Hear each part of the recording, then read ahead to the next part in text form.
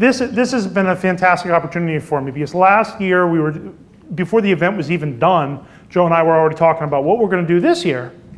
And the topic that I came up with was so bad I don't even remember what it was. And Joe kept on asking me, he's like, when are you going to send me the abstract? When are you going to send me the couple words about what this is going to be so I can put it on the agenda? And I was like, I don't know. But I had 2 customers come to me and say, could you give a workshop on this? 510K submissions. So I said, Joe, this is what we're doing because the customer said so. And that's how I try to do the QARA group as well. You send me a question, that's what next week's announcement's about. Unless somebody already has beat you to it, and then you get next week. So sometimes if you don't send me a question, you have to suffer through whatever I'm writing about. But if you send me a question, that's what next week's presentation or announcement is going to be about. And the little link at the bottom says go see my website or see my blog. That's because I'm limited to 5,000 characters. And anybody that's read my stuff knows I just can't stop at 4,000 characters or 5,000 characters is 10,000, 15,000 words, maybe. I've got 200 blogs on my website. I like to write. So, and some of the people, not only have they gotten a blog out of it, but they've gotten a full-length article about it. I've gotten some stuff in Bone Zone because people suggested ideas. I've done free webinars. So if there's something you're interested in, it's free consulting. Send me an email.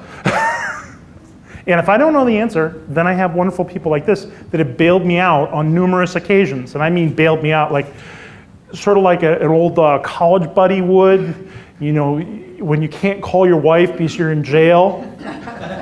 It's these guys, okay? So Leo, he is the world expert in electrical safety. I do not use that term loosely. It's not marketing. He really is the world expert. When the other world experts have a question, they call him and ask him to revise their work. Okay? Allison, she actually worked for the FDA doing device evaluations of 510Ks. She didn't reject yours personally, but somebody else's. At least 56% of them. So those are our 3 speakers today. The sales guy that likes to do a lot of regulatory stuff also, and then Leo, the electrical safety expert, and Allison, who's actually worked for the FDA and actually knows what 510K review process is. Okay. And any questions that you have, do not hesitate to raise your hand. If it's a burning question you're scared to death you're going to forget, don't hesitate to interrupt and ask the question. We'll put you on the mic though. And or you can whisper to Joe and he'll tell everybody what you said. And then the other thing that I wanted to let you know is at the end of each presentation, so I have a little bit I'm presenting, then Leo has some he's presenting, then Allison has some she's presenting.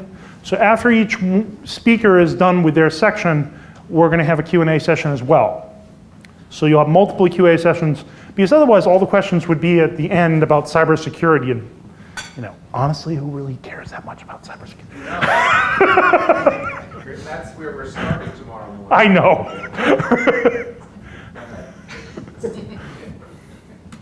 So this is going to be the beginning of my presentation. But as I said, any questions you have, don't hesitate. The topic is just 510Ks. If you get on to other topics like C marking or Canadian licensing, I'd be happy to answer them. But in all fairness to everybody else that's paid here, we probably should take it offline. And I don't sleep, so if you want to talk until 2 in the morning, I'm here. I've only had 1 cup of coffee today, promise. Okay, so when you're doing a 510K, where does it all begin? You don't start out by calling Rob Packard. You probably actually say, well, what kind of device is this and what's required? What do I have to do for this type of device? Do I have to get a 510K for this? Or is it a PMA, pre-market approval, which is really long and really expensive? That's all you need to know. Or is it 510K exempt? Yay, rah, rah, I'll start selling it right away and then I'll figure out what I'm supposed to do legally. So what you have to do is you have to go to the FDA website, and I provide hyperlinks throughout this presentation. So if you type in the hyperlinks, it'll actually take you to a real place on the internet, usually the FDA website, where it'll actually have important information that's extremely useful. And people pay me ridiculous amounts of money for these hyperlinks. The answer to the first question is yes, these slides will be available afterwards. Yes. PDF from all three of us, and we already have them on Dropbox, so we can email them in seconds. So the first thing you're trying to do is identify a device that's just like yours. And the technical term is substantially equivalent. But there's one little caveat. It has to be one that's legally marketed. Because some of these 510K devices, they were issued 510Ks long ago, and people found out maybe we don't want to be giving people those devices anymore. So those are the ones that are not legally marketed. Or maybe those are the ones that have been pulled off the market. So the next place you need to check is the registration and listings database. So you have different databases that give you different pieces of information. One of them is the classification database that tells you what classification the device is. It's the class 1, a class 2, a class 3. Class 3 is the really expensive one. That's all you need to know. And then there's a 3-letter product code for all of these. It's 3 letters. So once you know that magical 3-letter code, you can find out all kinds of information. So sometimes when I have a really savvy client, I say, what's the 3-letter code? Because as soon as they give me that information, I know a whole lot of information about that product. Sometimes they give me the wrong 3-letter code, so I have to check my facts. But that's extremely valuable. And so that classification database, the first link at the top there, that gets you that 3-letter product code. And all the registration listings, they all have the 3-letter product code. If they don't, there's something wrong, very wrong. So you click on the code and it takes you right to the product classification page. It tells you all kinds of information about that device. There's another link that's on that registration listing, on the classification page. It's the TPLC database. So TPLC stands for Total Product Lifecycle. And so it's giving you a whole bunch of information, not only about that product, but a whole bunch of other products that are in that same product classification. It gives you all the 510Ks that were recently submitted. It gives you all the companies that have them registered or listed. It tells you about recalls for those products. Extremely valuable information. It gives you a Pareto analysis by failure mode. So if you're designing a new product and want to find out how your product's going to fail, you could spend days brainstorming about how the product could fail and miss one. Or you go on the FDA website and it'll actually have it all rank ordered for you already. And there's hyperlinks that take you to the actual MDRs that were filed for every single failure. Some of your competitors' failures. So if you're thinking about how to develop a product, these hyperlinks here are invaluable. Tens of thousands of dollars worth of consulting available to you at a click. And another way to get there. So when you go to the product classification database, you can go directly to the database. You can type in a word. In this particular case, I typed in the word adhesive. It was part of a case study I did for teaching people on how to do this stuff. So yes, there are lots of case studies on my website. Just go there. It's all free. So you go to the website and you type in adhesive, and it pulls up tons of 42 results with adhesive. And you go down the list and try to find the one that's the one you want. You have a dental implant, type in the word dental. Don't type in the word implant, you get a whole lot more than you wanted. So there are keywords, try different keywords. So if you're working on neurovascular embolization coils, those are some big words there, but sometimes you can try chunks of words and you might find what you're looking for. Okay? These are all kinds of things. You could type in you could go into the registration and listing database, that middle one there, and type in your competitor's name. It's another way to find stuff. These are the tricks of the trade, how you find the information you're looking for, because the FDA's website is the most complex website in the entire world. It has great information that you'll never find. And nobody disagreed with me on that at all. That's the only reason why the three of us have jobs, because you can't navigate the FDA website. We're not encouraging them to fix it. In fact, I send in all kinds of suggestions all the time on how to screw it up more. So, the 510K process, it's really simple. Yes, it's really simple. Everything regulatory is really simple. once you get the rule book on how it all works. Until you get the rule book on how it works, you have no clue how it works. So the rule book says 20 sections. The guidance document is at the top there. You click on that link and it'll tell you right where on the FDA website that information can be found, but there are 20 sections. Organize your submission. How many sections should it have? Okay, what if some of the sections are not applicable? Still put them in. Yes, exactly. Still put in the section. Say, this section is not applicable and this is why. For the electrical safety, you'd think it'd be obvious. No, these are regulators. Nothing is obvious to them. They want you to tell them whether a condom is patient contacting. I'm serious, that was actually a rejection we covered last year. Yeah, their 510K rejected because they didn't know whether it was patient contacting. That's kind of silly, but these are regulators. They have no humor, none at all. My wife wonders why I have no sense of humor. Create a template, okay? Everything regulators and regulatory consultants do is a template. Yes, we have a template for that. Guaranteed. I actually have templates for grocery lists. My wife hates it, but I do. I have a template for everything. Why? Because I figured it out once, and I do it that way forever. E-copy guidance. All your submissions have to be electronic copies and paper copies, just in case we lose the electronic copy. I don't think they actually use the paper copy anymore. No. They don't even get it. They don't get it. So it's sort of like Indiana Jones. They had that big warehouse, and that's where they all go. It's called the Document Center. I think there's a hoarder from that reality show. I think there's a hoarder that's keeping all these. So FDA e-copy, there's a guidance that tells you what the file name is supposed to look like, what the structure of it's supposed to look like. If it's not in that format, you will get a letter in less than 48 hours telling you you screwed up. Guaranteed, because it's a form letter and it's electronic. They can't upload your file if it doesn't fit the format. There's no ands, ifs, or buts. You cannot pass go. You must go back to the start and do it again. Everything's a PDF. If you don't select the right options, it will create a zip file with PDFs inside it, and you'll say, well, why can't they unzip it for me? Because it's a computer doing the work. It's not a real person. They just stick your flash drive or CD in the machine, and that does all the work. There are people making salaries to push flash cards into machines, or flash drives in machines. That's all they do. Then the RTA checklist. The refusal to accept checklist.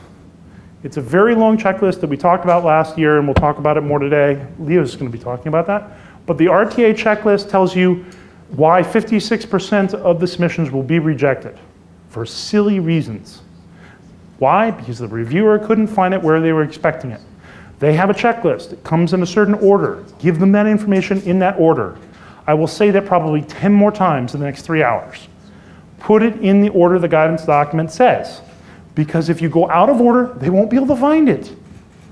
Put a nice big bold heading that uses the exact same words that they use. Do not change the words because it's almost the same. Don't change the words because it sounds better. If the FDA misspelled it, you should misspell it too. They're that anal retentive. They're regulators. I'm sorry, but you left them and you agree, right?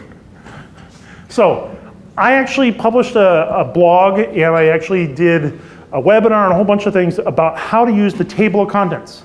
It is the most popular download I've ever had that's been free. The table of contents. It's miraculous. Like, people don't know how to create a table of contents, but no, evidently not. Everybody wants my table of contents, the miraculous table of contents. So, my table of contents, I color coded. The things that are red, they don't exist. So the client sent me, could you please review my 510K and tell me what we need to do to get it through? Well, starting with the things that are in red that are all missing. The things that are in yellow, you need some work. The things that are green, we're good to go. Things that are in blue, those I had down, the client needs to review them for approval. So I found over time I needed that fourth color so I could communicate to my client, all the things in blue are things for you to do. So I use the table of contents as a planning tool.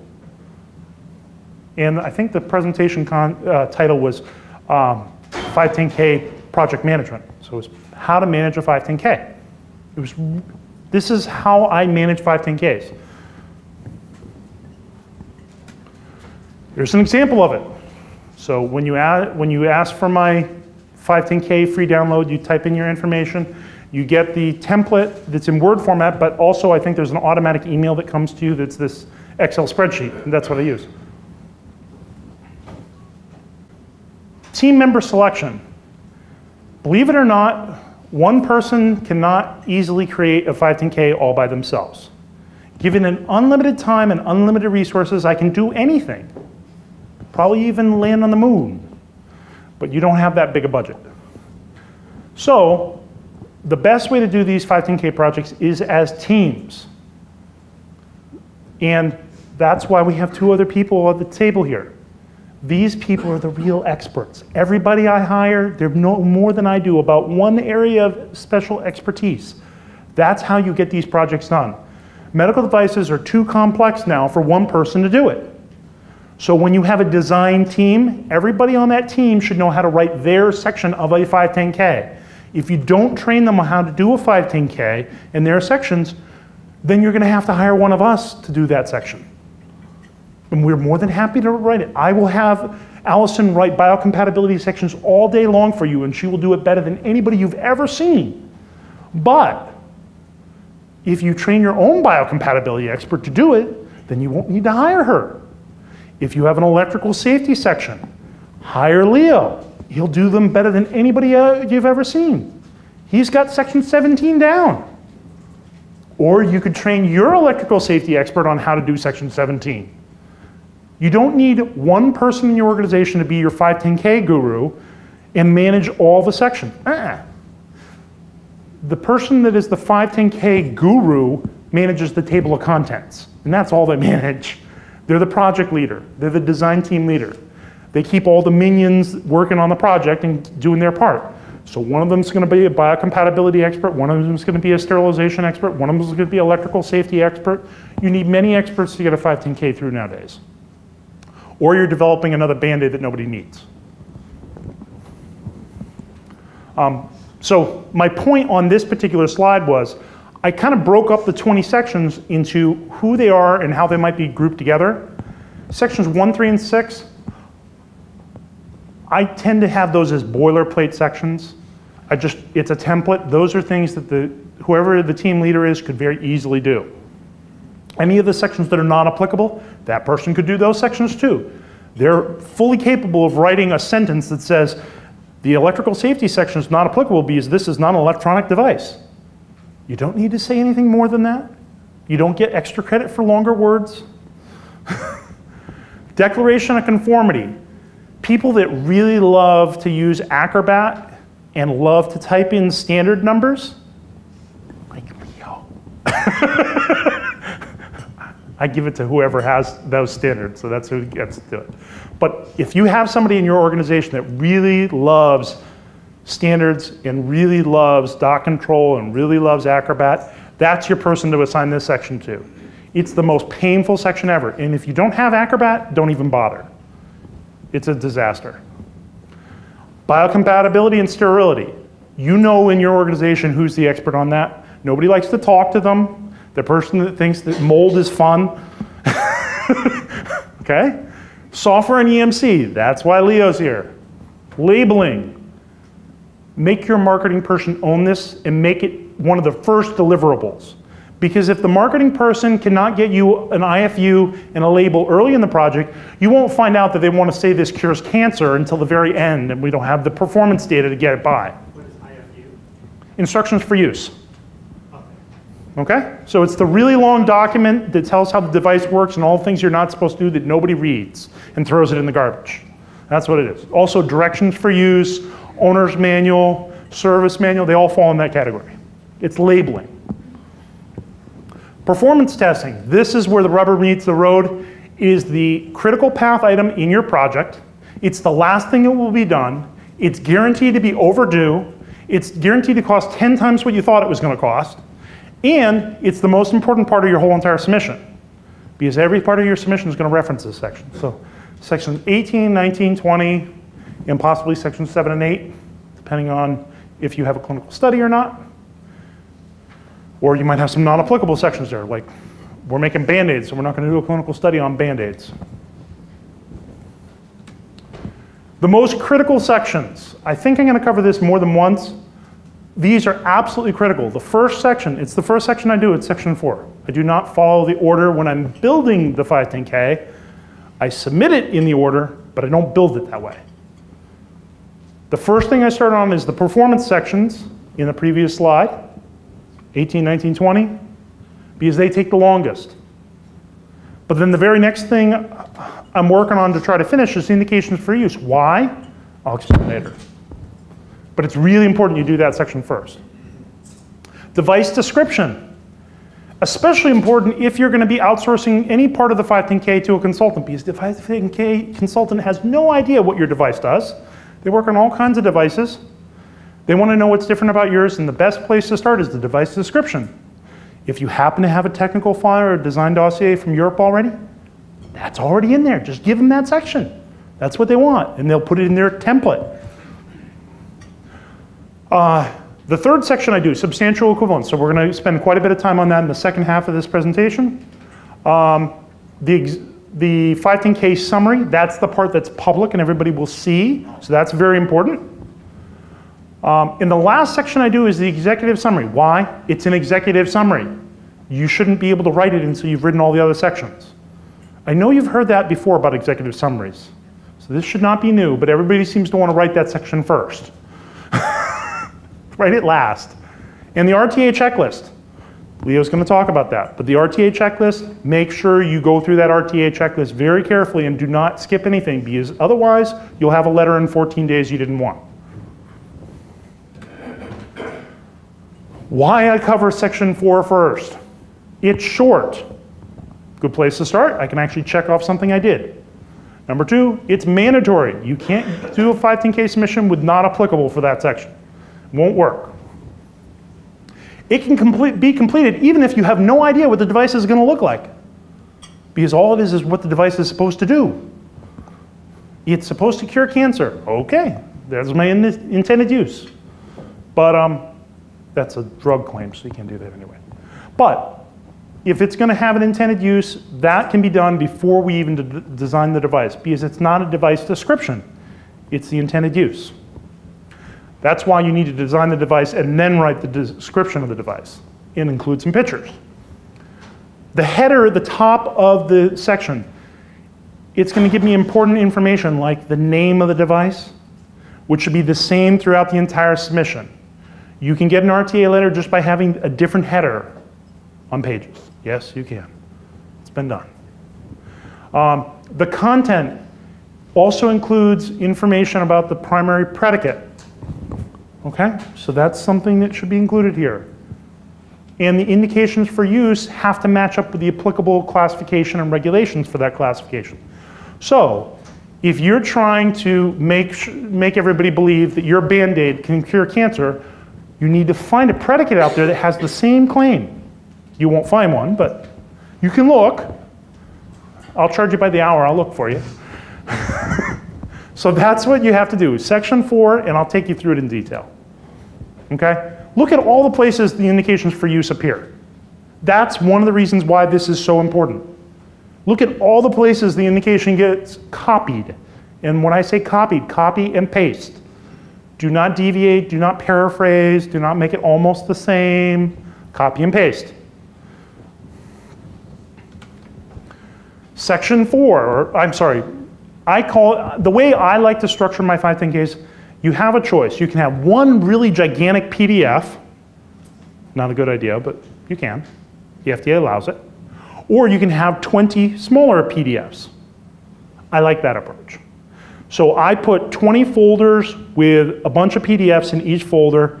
Each folder is called a volume, and then you have document 1, document 2, document 3. You might only have one document in that section. You might have 10. You might have 40. But that's how I like to organize it. Each volume is a different folder, and then I have PDFs in each one. So I usually have volume 4 is the intended use or indication for use, and then document 1 is my summary of what's in this section, And document 2 is the actual form 3881 that the FDA requires. You could just put in the second thing, the form, but I like to put in this document 1 first. The reason why is I like to head off at the pass. Here's what the applicable regulation says for the intended use. Here's what the primary predicate says for the intended use. And here's what the subject device says for the intended use. The 3 might not be the same. In a perfect world, they're all identical. Have I seen one that has been identical for all 3? No, not happened yet. There's always some difference between the applicable regulation and the primary predicate. And usually the only difference between the primary predicate and my subject device is the name of the device, if I'm lucky. But you usually don't hire a regulatory expert for doing easy things. So usually I get all the weird ones that are, oh, I want to have a totally different indication for use, which is kind of problematic because the first question on that RTA checklist, is it a legally marketed device and does it have the same intended use? So make sure I put down what the regulation is, I copy and paste it. How do you do it when you actually have a system, not one device? So you have several different things in one, then you break it out by functionality. So a system, we have different components of the system. So in the device description section, I'll say you'll have this component of the system and this component. It has 4 components of the system. And here are the 4 different applicable classifications or regulations for the 4 different parts of the system. And here's the intended use of the 4 different parts. So I try to have the device description section match up with the intended use section. And I might even have 4 different predicates in that terrible, awful case. But those are the kinds of ones that make lots of money, so bring it on.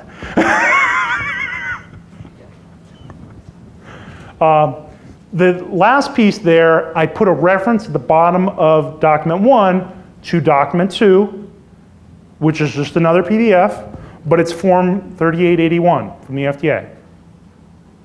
And they update it all the time. They don't tell anybody, so look on the FDA website just before you submit. Make sure you get the most current revision. Sometimes they'll let it through without having the most current revision. Sometimes they won't. Depends on how picky the person is and how up to date they are. So here's my case study example. So hyperlink at the bottom walks you through the case study. So it's a topical skin adhesive. Remember, I looked on the classification database and I typed in the word adhesive. So the makers of Crazy Glue, in their insanity, decided they want to get into the medical device market. And they decided they were going to make a medical adhesive. Actually, it's chemically identical in every single way to this other product, Surgiseal.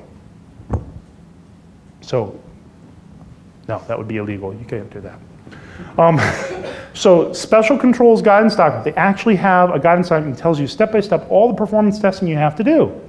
It tells you what you can have in the intended use. So, if your intended use doesn't match the special controls guidance document, you're done.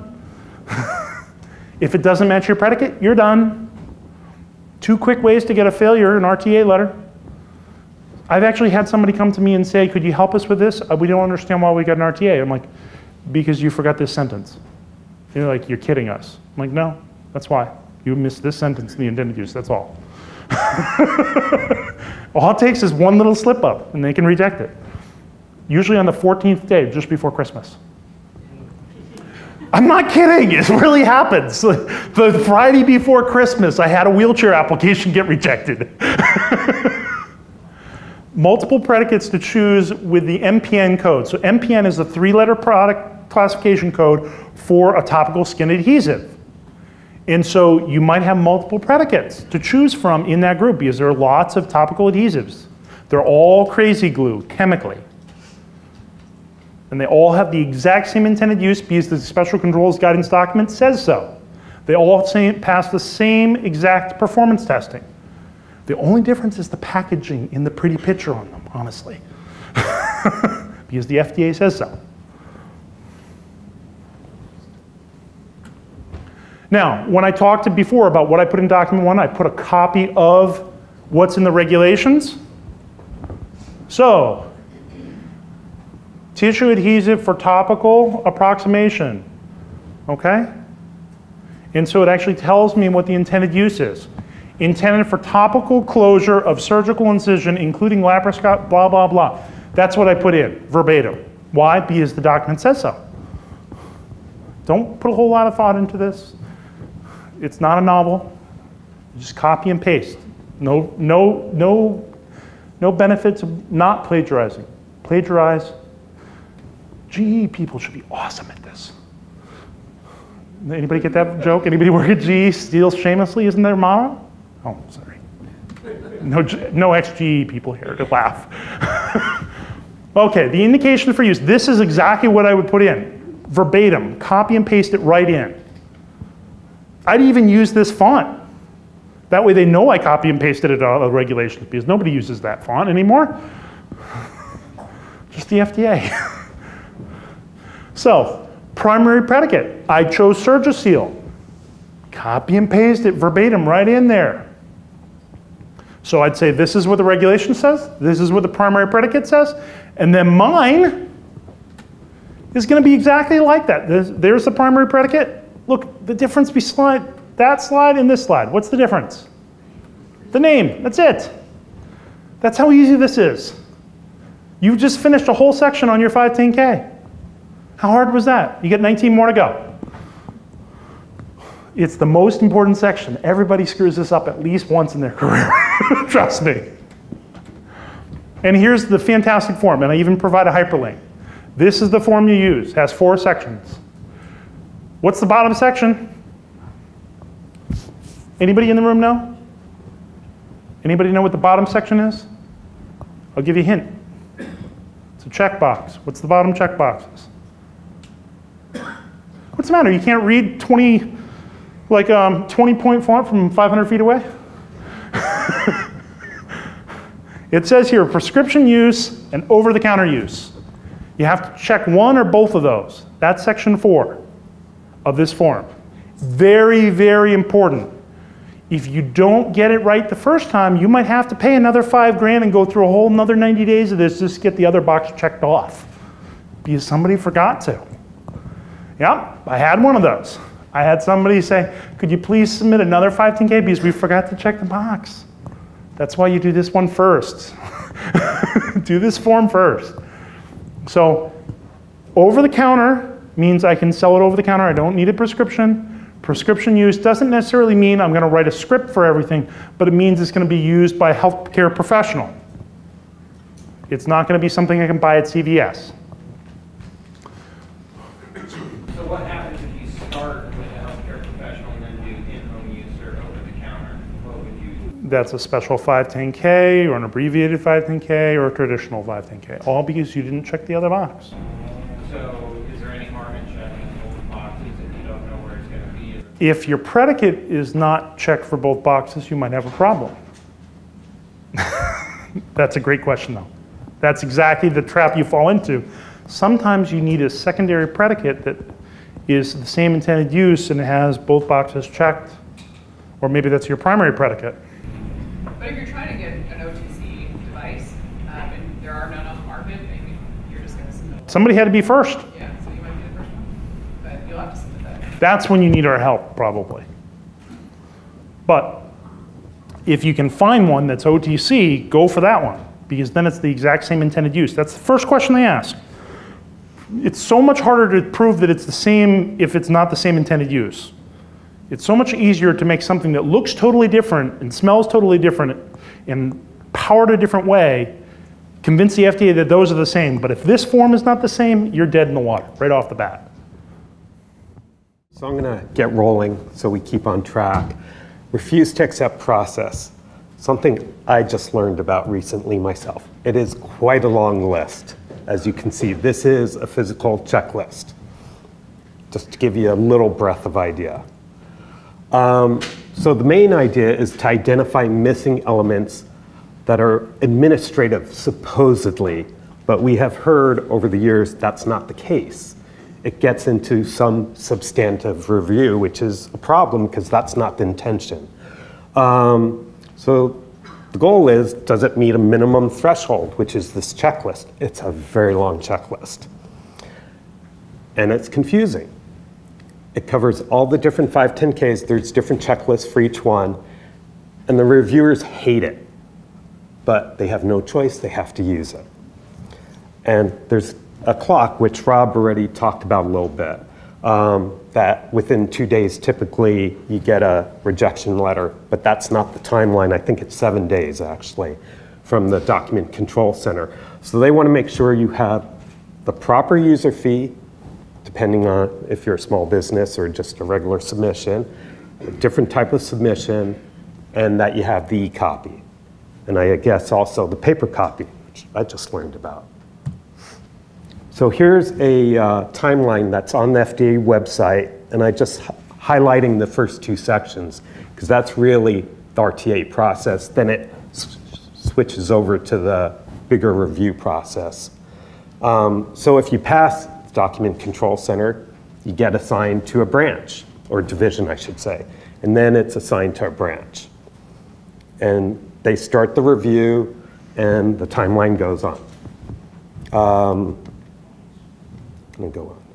So basically, within 7 days, you will know, but it's more likely 2 days if you're going to have a problem, because FDA is pretty clear on their processes that way. I'm going to go next slide, sorry. So another slide from the FDA, the right-hand side, is what are the big issues that come up during the reviews that you get rejections for. And you can see it's a pretty long list. This is only a small part of the list. And 58% rejection in 2013 and 56%, which Rob mentioned earlier. It's a pretty high rate. So you have 3 results out of the process. Either are accepted for the substantive review, it isn't accepted, and you get a refuse to accept. You get a notification, acknowledgement from the DCC, or, and I don't know that this has ever happened, I'm not positive, that the third one's possible, is under substantive review, FDA just didn't complete the acceptance review in time. And talking to Allison, it doesn't sound like it's ever happened. It may have, I just don't know for a fact. If you want a copy of the guidance, big red underlined thing, that's a hyperlink. So you'll see a lot of hyperlinks in my presentation. So the top 15 criteria for why it was frequently missed are on the right-hand side, which I sort of alluded to already. So the biggies are failure to address shelf life or biocompatibility. Most branches take 1 round of acceptance reviews, but it sounds like the dental branch from, again, Allison gave me a lot of good intel on this presentation. She's more the expert than I am. She worked there, I never did. Dental branch tends to go more than 1 time around. So if you have a dental submission, you might want to put that into your timeline to adjust for that. Really, like Rob said, fill it out completely. Make it as clear as possible. The example I have is you have a vinyl glove. FDA wanted to know, is there any software in it? How can you get there? I don't get it. But that was a question that did come up. So even if it's obvious to you, make it clearer. Make it as clear as you can. The first section is the preliminary questions, and that's actually the questions right below there, going on to this next slide. And then it's more the elements of a complete submission, and it's a very long list. I think there's 40 or so items. So I'm only going to touch on a few just to give you an idea. And these are actual these are actual replies back from the FDA. Didn't provide standards report for 510Ks, Form 3654, which I'm going to talk about later, in the 510K, detailing extent of use for each standard. Please submit the form, blah, blah, blah, to demonstrate substantial equivalence. Another one, number 29, submissions didn't identify associated instruments as patient contacting, nor materials used to manufacture these instruments. Please ID the materials used and clearly clarify if instruments are patient contacting device components. Are the patient contacting device components, do they contain color additives? The last one, you provided performance test reports, summaries for the system. However, full reports haven't been provided for X and Y. Provide full test reports for X and Y. So some are silly, some are very detailed. It varies what you get.